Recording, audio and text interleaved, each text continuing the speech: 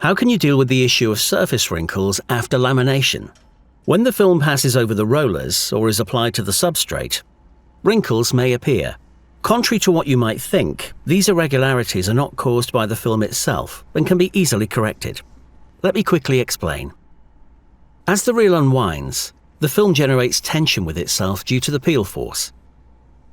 This leads to minimal elongation and is normal. This slight stretching produces undulations in the film. If the film path is long or complicated, if it passes over a series of widely separated rollers, for example, the phenomenon may be accentuated.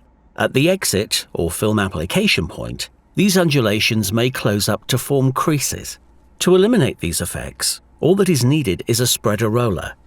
Whatever the precise model, a spreader roller works by bringing the film strip back to its initial width, with the contact line with the roller being greater at film exit than at film entry.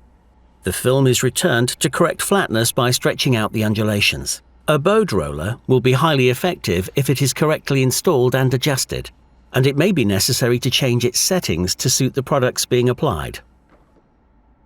Angle of attack in particular, according to the nature or thickness of the product in use.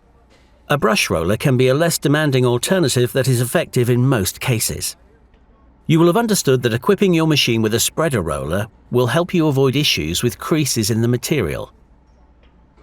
You can count on us for more information and relevant advice.